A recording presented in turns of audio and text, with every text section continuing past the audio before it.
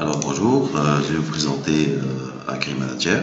On commence par mot de passe et login. Il faut savoir que chaque utilisateur a son propre mot de passe, c'est ça que chaque utilisateur a son propre profil. Comme on peut voir ici, les différents utilisateurs. Puis les profils d'utilisation, là où il y a administrateur, directeur technique, chef de projet, magasinier, ça peut être un contrôleur de gestion, ça peut être un chef de blog. Il y a 4 modules ou plus dans AgriManager. Il y a le module gestion agricole, il y a la gestion du stock, la gestion des immobilisations, tout ce qui est tracteur, engin, attelage, et module de reporting.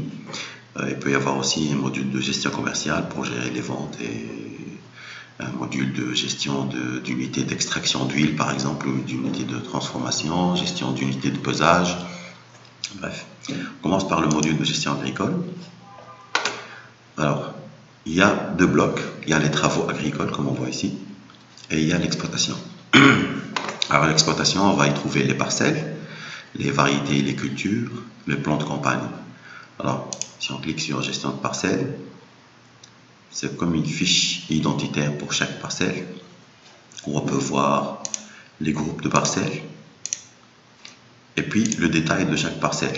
Alors ici, il y a le code parcelle, la surface totale, la circonférence, piste, longueur de la clôture s'il y en a, une petite description, date de la plantation, date d'entrée en production, la surface plantée, le nombre de pieds si c'est de l'arboriculture, le nombre de lignes, la date prévue de récolte, le tonnage prévu et la production qui va être mise à jour quand on effectue les travaux de récolte. Ici, nous avons les apports annuels en irrigation. C'est en mètres cubes par hectare, si vous faites l'irrigation. Ici, nous pouvons visualiser les stades phénologiques. Alors, ce sont les différents stades par lesquels passe la plante. Et ici, l'image de la parcelle ou bien une cartographie. Je vais vous montrer un exemple tout à l'heure. Alors, on peut gérer les groupes, modifier, supprimer. Voilà. Pour les variétés de culture,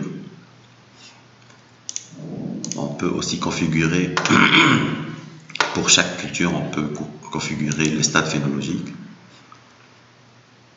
On peut dupliquer, si on fait pour une variété donnée, on peut dupliquer ces stades phénologiques, tout en précisant les dates de chaque stade. On parle de bourgeons d'hiver, de pousses de premier bourgeon. Alors ici, nous avons le programme du jour dans les travaux agricoles. Alors, ça s'ouvre sur la journée actuelle par défaut, mais on peut visualiser plusieurs jours. Alors, pour le programme du jour, on y voit toutes les tâches à faire. Et on peut saisir les données météo ou bien on peut interfacer avec une station météo. Alors ici, nous avons les travaux agricoles et les avancements de ces travaux. On peut prendre une date ultérieure.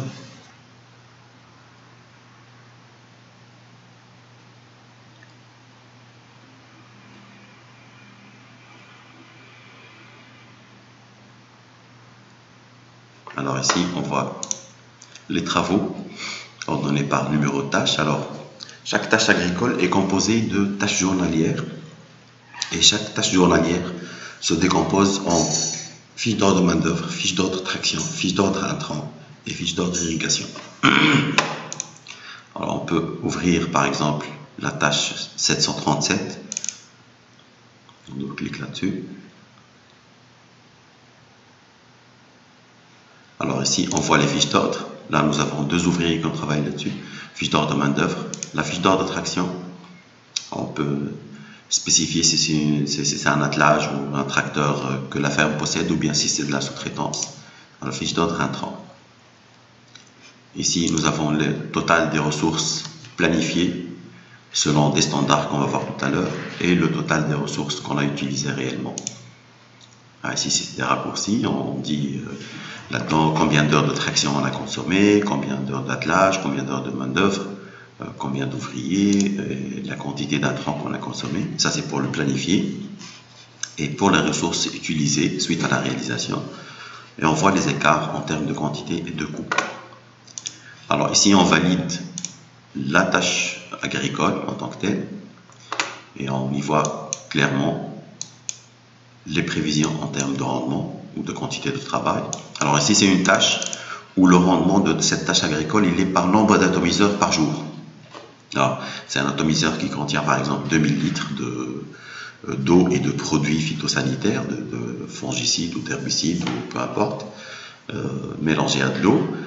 2000 litres dans ce genre de tâches agricoles. En Tunisie en tout cas, on dit que on fait 5 atomiseurs par jour. Alors il y a d'autres tâches agricoles qui sont des tâches manuelles, on verra quelques exemples, comme par exemple la taille, c'est une tâche manuelle,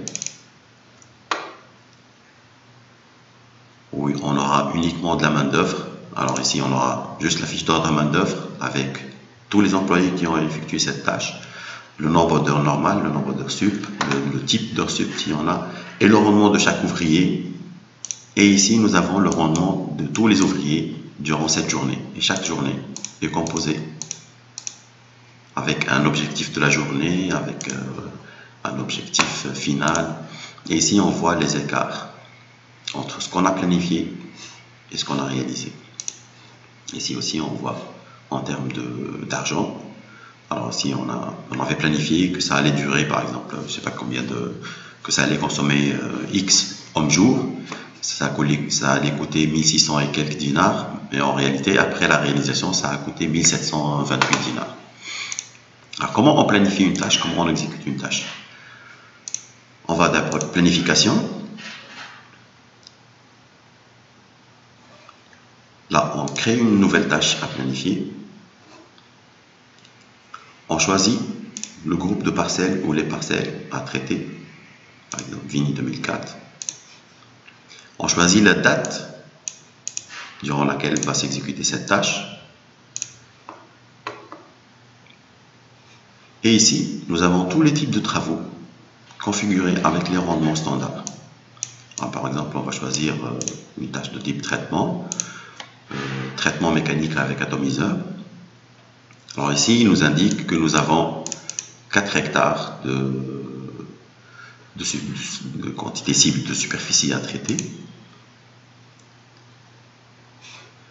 Là, on choisit le produit avec lequel on va traiter. On va choisir une catégorie fongicide, Aliette par exemple. Ici, notre produit il est déjà configuré dans le stock, on ira le voir tout à l'heure. Alors ici, nous avons les doses et les différents usages, avec l'usage cible, la culture. On peut spécifier tel produit va avec telle culture. La dose, l'unité, la cible, si ça se mélange avec de l'eau, c'est la concentration dans l'eau. Là, il nous indique la quantité dans le stock et la quantité qu'on va utiliser, avec une dose de 0,25 kg par hectare pour 4 hectares, 4,4 hectares exactement. Ça nous donne 1,1 kg, avec une concentration dans l'eau d'ordre de 0,0025 kg par litre.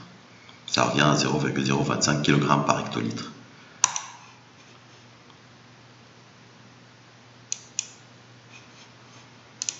Alors je dis que c'est un curatif. Ici il nous dit que le délai avant récolte, le DAR, est respecté, le nombre d'applications est respecté, le délai d'entrée est respecté, le ZNT est respecté. Alors je confirme, on me dit que ce produit se mélange à 4400 litres. Je passe à la table suivante. Et ici, j'ai une quantité à traiter qui est de 4400 litres. Ça me fait 4,4 atomiseurs pour un atomiseur qui a une capacité de 1000 litres. Si je choisis un autre cas, un atomiseur de 2000 litres, ça me donne 2,2 atomiseurs. Ça me donne 0,4 homme-jour parce que j'ai un rendement de 5 atomiseurs par jour. Ça me donne 0,44 jours de travail. Là, j'ai fini ma planification. Alors, c'est cette tâche-là. Alors, elle est prévue pour la date telle, le nombre de jours de travail, la quantité cible, quantité de travail, le rendement prévu et la quantité de travail en homme-jour. Ici, on va utiliser l'intrant, main d'œuvre. J'aurai besoin de 2 ouvriers. La mise en place, c'est l'atomiseur que j'ai choisi et les parcelles concernées par cette opération agricole. Alors, l'étape suivante, c'est préparer la tâche. Alors, quand je clique sur préparer la tâche, ça va diviser la tâche agricole en tâches journalières. Ici, nous aurons une seule journée de travail et nous aurons notre fiche d'ordre main-d'œuvre, là où je pourrais ajouter les ouvriers à choisir dans une liste en indiquant les heures sup. Cette partie-là s'effectue en fin de journée, après que la tâche agricole soit exécutée. La fiche d'ordre de traction, où j'indique si c'est une tâche, si c'est un tracteur interne ou de la sous-traitance, c'est une option. Ici, je choisis mon tracteur. L'attelage, il est fixé parce que l'attelage, je l'ai choisi depuis la planification, parce qu'on a plusieurs types d'attelage, donc le rendement de cette tâche agricole, il dépend de l'attelage en fait.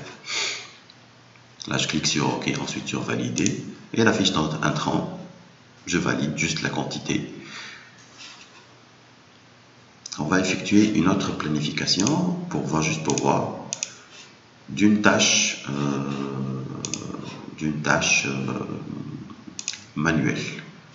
Je vais fermer ces écrans.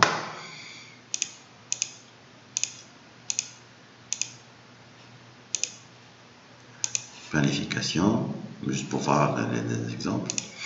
J'ai créé une nouvelle planification. Je choisis mes parcelles, la date, on va dire pour le 21 décembre. Et je vais choisir par exemple une tâche de taille en verre. Alors il me dit ici, taille en verre, le rendement il est de 90 pieds par homme-jour. Et si c'est une taille en verre et ramassage de rameaux, c'est 85 pieds par homme-jour. Moi, je vais choisir ce travail-là. Là, la quantité cible, ça a changé. Ce n'est plus en hectares, mais c'est en pieds. Parce que c'est un travail manuel, ça dépend de la rapidité de l'ouvrier. Donc, on parle de nombre de pieds traités. Ici, une personne pourrait effectuer cette tâche en 83 jours. Alors, si j'affecte une vingtaine de personnes dans cette tâche, je peux l'effectuer en 4 jours, 14. Et la quantité de travail et le rendement, il reste le même. Donc, fin de la planification. Ici, je prépare ma tâche. J'aurai une seule fiche d'ordre qui sera de la fiche d'ordre main-d'œuvre. Je vais ouvrir travaux agricoles.